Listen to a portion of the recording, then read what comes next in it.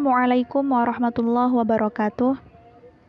Puji syukur kehadirat Allah Subhanahu wa Ta'ala atas segala nikmat iman, Islam, dan juga nikmat sehatnya, sehingga kita semua dapat berjumpa lagi pada mata pelajaran Al-Quran Hadis 1 pada pertemuan kali ini. Sholawat dan juga salam semoga tetap tercurah limpahkan kepada junjungan kita Nabi Muhammad SAW yang telah membawa kita dari zaman kebodohan menuju zaman yang penuh dengan ilmu pengetahuan ini. Kami dari kelompok 12 akan memaparkan materi terkait pergaulan bebas dan perbuatan keji dalam perspektif Al-Quran, Surah Al-Isra ayat 32, Surah An-Nur ayat 2, dan juga hadis riwayat Bukhari dari Abu Hurairah.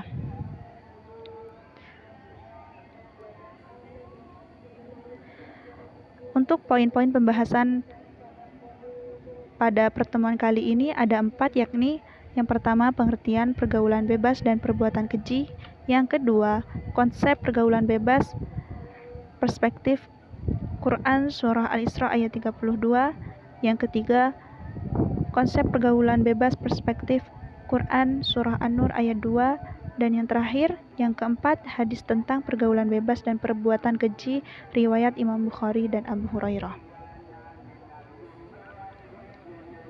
Yang pertama, pergaulan bebas dan perbuatan keji. Pergaulan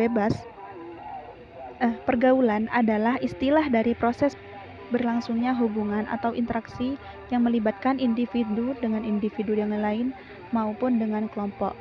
Sebagaimana pernyataan Aristoteles yang mengatakan bahwa manusia adalah makhluk sosial yang membutuhkan manusia lain untuk melangsungkan kehidupan.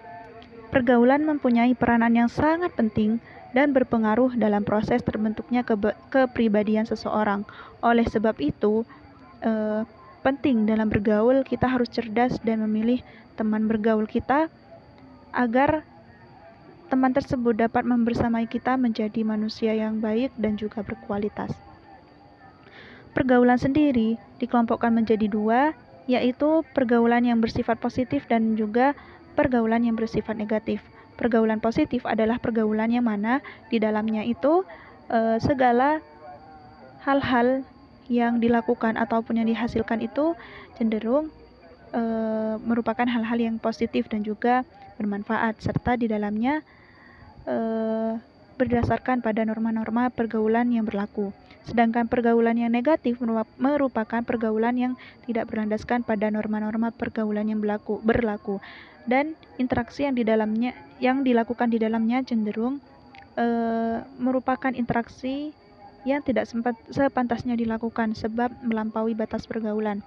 Istilah ini sering kita sebut dengan pergaulan bebas. Pergaulan bebas merupakan salah satu wujud perbuatan keji yang tidak sesuai dan juga melampaui batas norma pergaulan yang berlaku dalam masyarakat. Dilihat dari sudut pandang Islam, pergaulan bebas ini merupakan pergaulan yang dilakukan antar manusia yang tidak berlandaskan pada aturan yang berlaku. Sehingga segala hal yang dilakukan itu melampaui batas kewajaran dan akan membawa kerugian bagi dirinya sendiri, orang lain maupun lingkungan sekitarnya. Kemudian yang kedua, konsep pergaulan bebas dalam surah Al-Isra ayat 32. A'udzu billahi minasyaitonir rajim. Bismillahirrahmanirrahim. Wala taqrabuz zina innahu kana fahishatan wa sa'a sabila. Artinya, dan janganlah kamu mendekati zina. Sesungguhnya zina itu adalah suatu perbuatan yang keji dan suatu jalan yang buruk. Secara umum, ayat tersebut berisi tentang larangan untuk mendekati perbuatan zina, sebab zina termasuk ke dalam perbuatan keji dan juga merupakan jalan yang buruk. Dalam ayat tersebut juga dapat kita lihat bahwa Allah sangat melarang manusia untuk melakukan perbuatan zina. Bahkan melakukan perbuatan yang mendekati zina pun juga dilarang oleh Allah. Mayoritas ulama fikih bersepakat bahwa hukum dari perbuatan zina itu adalah haram, sebab banyaknya hal-hal negatif yang akan timbul dari perbuatan zina ini, seperti ketidakjelasan nasab pada anak hasil zina, timbulnya pembunuhan, timbulnya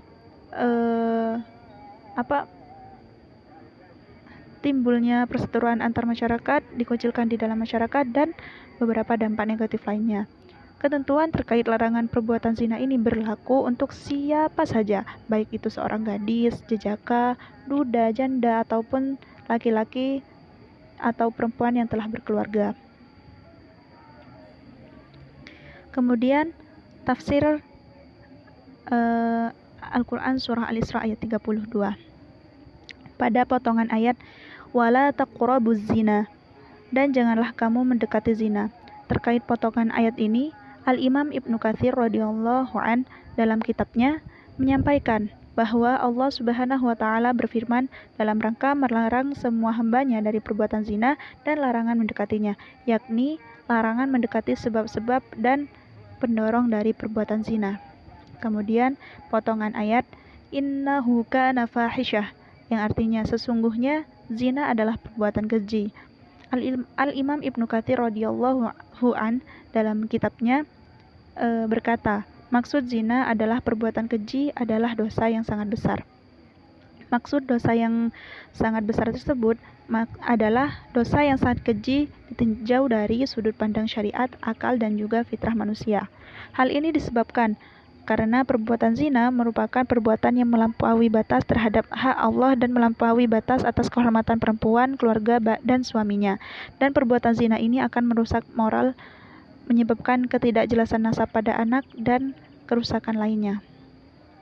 Sebagaimana dijelaskan dalam tafsir Al-Karim Ar-Rahman halaman 457. Kemudian potongan ayat wasa asabila, dan perbuatan zina adalah suatu jalan yang buruk. Al-Imam At-Tabari radhiyallahu an menyampaikan, dan zina merupakan seburuk-buruknya jalan, sebab zina adalah jalan orang-orang yang gemar bermaksiat kepada Allah dan melanggar perintahnya, maka jadilah ia sejelek-jeleknya jalan yang membawa pelakunya ke dalam neraka jahanam. Tafsir At-Tabari halaman 438. Kemudian kandungan Al-Quran Surah Al-Isra ayat 32. Yang pertama adalah Allah melarang mendekati zina, bukan hanya melarang zina, namun juga melarang seluruh perbuatan yang dapat menjadi sarana atau mendekatkan zina juga dilarang oleh Allah Subhanahu wa taala. Yang kedua, Islam merupakan agama yang sangat memahami manusia, sehingga ia mengutamakan tindakan preventif untuk menutup kerusakan. Dan larangan mendekati zina merupakan salah satu tindakan preventif tersebut agar manusia tidak terjerumus ke dalam lubang perzinahan. Dan yang ketiga, zina adalah perbuatan yang sangat keji dan sangat buruk. Di antara keburukannya, ia merupakan pelanggaran terhadap kehormatan yang mengakibatkan tercampur dan terputusnya nasab serta mengakibatkan kekacauan di dalam masyarakat. Untuk penjelasan materi setelahnya akan disampaikan oleh Mbak Osinda Fatakuriski. Kepada Mbak Osinda dipersilahkan.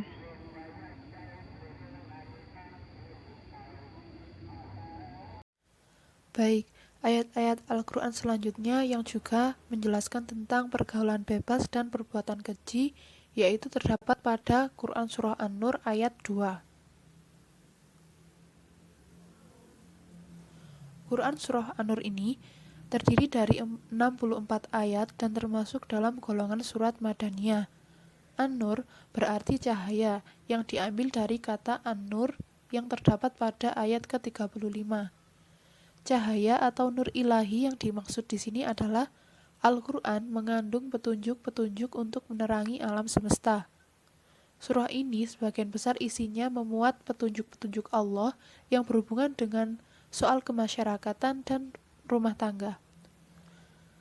Allah menjelaskan bahwa surah ini mengandung dua hal, yaitu hukum-hukum murni yang berasal dari Allah yang wajib dipatuhi dan juga dijalankan dalam kehidupan, seperti yang akan disampaikan dalam ayat-ayat berikutnya mengenai zina, menuduh perempuan berzina, dan sebagainya, serta bukti-bukti nyata yang menunjukkan kekuasaan dan keesaan Allah di dunia ini. Lafaz dan terjemah Quran Surah An-Nur ayat 2. A'udzubillahi minasyaitonirrajim.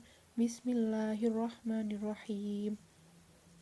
Az-zaniyatu waz-zani fajlidu kulla wahidin minhuma mi'ata jaldah wa la ta'khudhukum bihima ra'fatun fi dinillahi in kuntum tu'minuna billahi wal yawmil akhir wal yashhad adabahuma ta'ifatum minal mu'minin.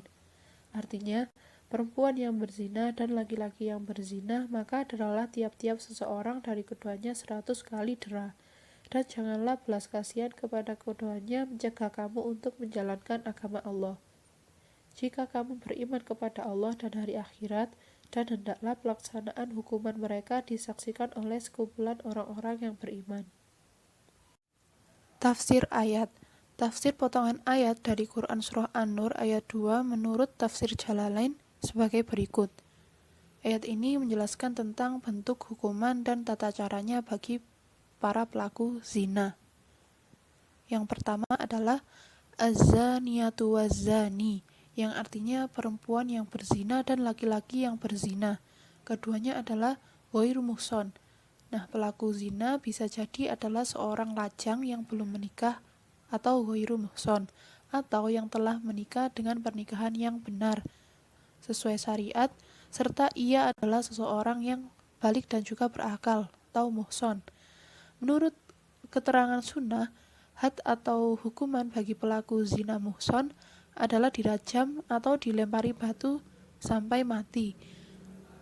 Nah, dalam potongan ayat ini terdapat huruf al di kedua lafaz tersebut disebut juga dengan al-mausulah sekaligus sebagai mubtada dan khobarnya kemasukan huruf fa yang disebutkan dalam lafaz selanjutnya. Dan lafaz selanjutnya adalah fajlidu kulla wahidin minhuma mi'ata jaldah, yang artinya maka deralah tiap-tiap seseorang dari keduanya 100 kali dera. Makna pukulan berasal dari kata jaladahu yang berarti memukul kulit seseorang atau mendera. Menurut keterangan sunnah, tambahan had bagi pelaku zina ghairu muhson adalah diasingkan selama setahun penuh.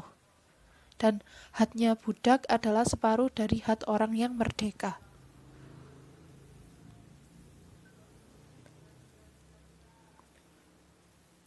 Potongan ayat yang ketiga yang berbunyi wala ta'khudhukum bihima ra'fatun fi dinillah, yang artinya adalah dan janganlah belas kasihan kepada keduanya, mencegah kamu untuk menjalankan agama Allah.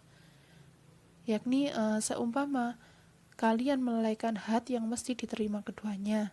Dan maksudnya adalah dalam melaksanakan ketentuan hukum itu tidak perlu merasa terhalangi oleh rasa iba dan kasihan jika benar-benar beriman kepada Allah Subhanahu wa taala dan hari akhir, sebab menerapkan hukum Allah adalah barometer keimanan dan hanya orang-orang beriman yang mampu menjalankannya.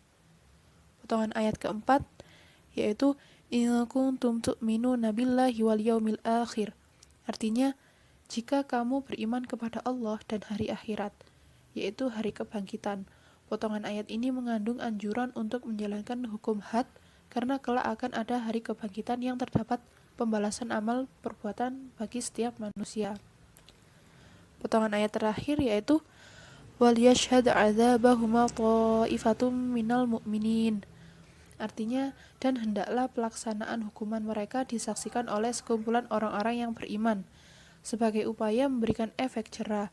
Menurut suatu pendapat, para saksi cukup 3 orang saja, sedangkan Pendapat lainnya, saksi-saksi tersebut harus sama dengan para saksi perbuatan zina, yaitu sebanyak 4 orang saksi laki-laki. Menurut beberapa pendapat tokoh Islam yang lain, kata ta'ifatum yang diartikan sekumpulan maksudnya adalah 4 orang atau lebih. Demikian pendapat Imam Syafi'i. Sedangkan menurut Rabi'ah minimal 5 orang dan menurut Hasan al-Basri minimal 10 orang. Nah, kandungan ayat ini ada 2. Yang pertama adalah Allah Subhanahu wa taala menetapkan hukum yang menyangkut perbuatan zina, sebab perbuatan zina mengandung unsur melampaui batas terhadap hak Allah dan kehormatan perempuan. Padahal Allah Subhanahu wa taala sangat memuliakan perempuan. Sementara itu, hukum positif modern memberlakukan sanksi yang belum maksimal, seperti kurung penjara terhadap perbuatan zina yang berjalan hingga saat ini. Yang kedua adalah perbuatan zina mengakibatkan rusaknya moral, tidak jelasnya nasab atau keturunan, dan kerusakan-kerusakan lain yang ditimbulkan oleh perbuatan tersebut seperti berpotensi merusak kesehatan karena tertular penyakit organ reproduksi, kemudian rusaknya karir, reputasi, nama baik diri sendiri maupun keluarga, dan lain sebagainya.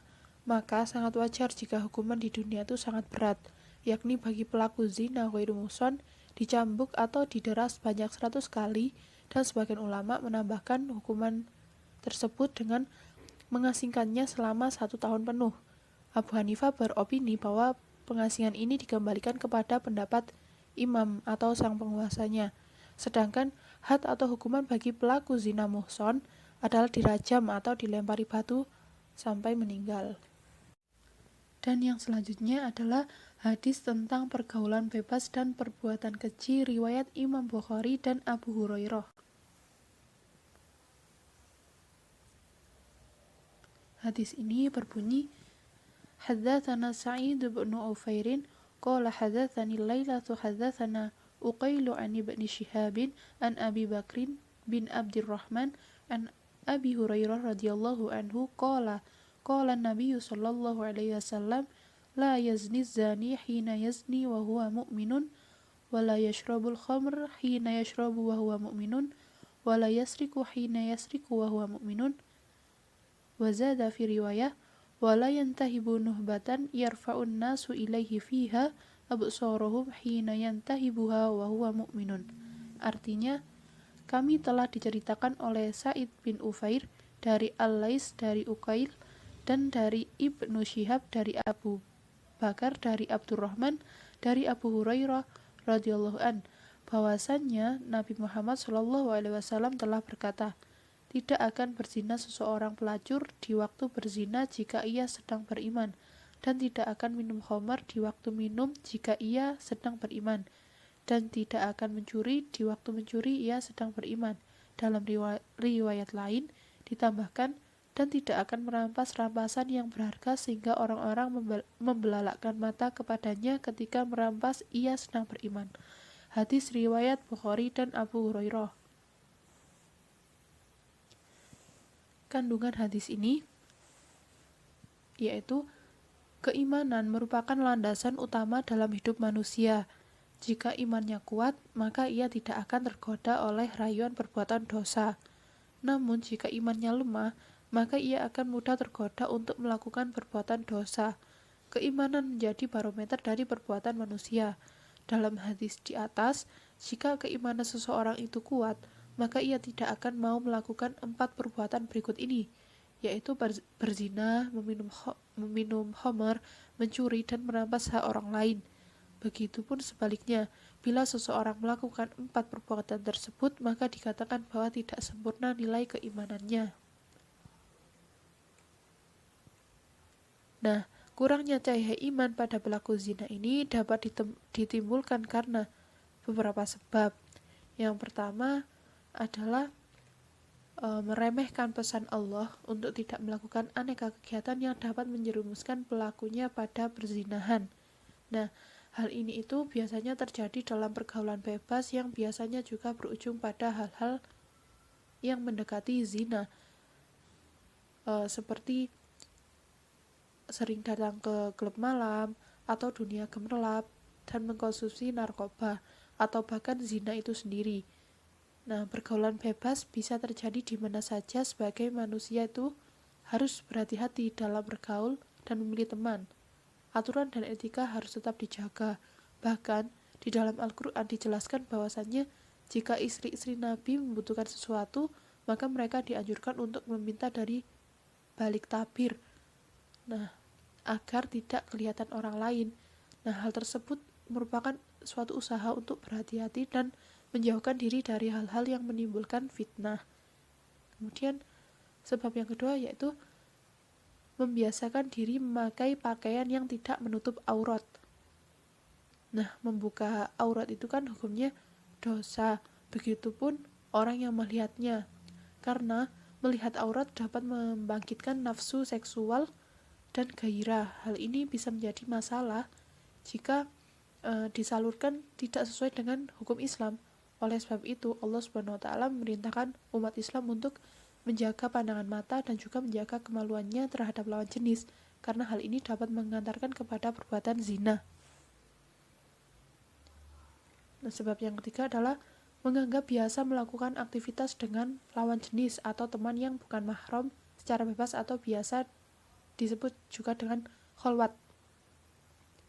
Nah, berdua-duaan dengan lawan jenis mungkin saat ini dianggap sebagai hal yang sangat biasa dengan alasan bisnis, meeting, belajar kelompok, dan lain sebagainya. Padahal itu sangat berbahaya dan berpotensi untuk menimbulkan fitnah dan juga mengundang setan. Menimbulkan fitnah artinya bisa menyebabkan orang lain berprasangka buruk terhadap pelaku dan disebarkan ke orang lain, sehingga menjadikan fitnah. Dan mengundang setan di sini maksudnya adalah mengundang perbuatan-perbuatan yang asusila, apalagi jika berdua-duaan tersebut dilakukan dengan lawan jenis yang bukan mahramnya.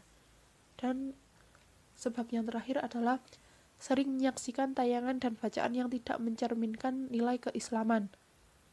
Melihat, membaca, dan juga mendengarkan sesuatu yang tidak mencerminkan nilai keislaman bisa mengundang hawa nafsu. Misalnya, dalam bergaul pasti ada teman yang bercerita atau berbicara hal-hal yang buruk atau tidak senonoh. Selain itu, banyak sekali lirik lagu yang isinya mengajak kepada hal-hal yang buruk seperti rayu-rayuan, pacaran, perselingkuhan, dan sebagainya. Jika hal seperti ini diperdengarkan terus-menerus, hal yang buruk itu seakan menjadi hal yang sangat biasa dan biasanya bisa mengantarkan pada pelakunya untuk berhayal dan berangan-angan yang tidak baik-baik. Oleh sebab itu, sebaiknya dengarkanlah banyak hal yang bermanfaat dan yang akan dapat mengajak kita itu untuk selalu ingat kepada Allah Subhanahu wa taala dan juga Rasulullah, serta tetap melaksanakan perintahnya dan juga menjauhi larangannya. Terima kasih. Sekian presentasi dari kelompok kami. Mohon maaf jika ada salah kata. Kami ucapkan terima kasih. Wassalamualaikum warahmatullahi wabarakatuh.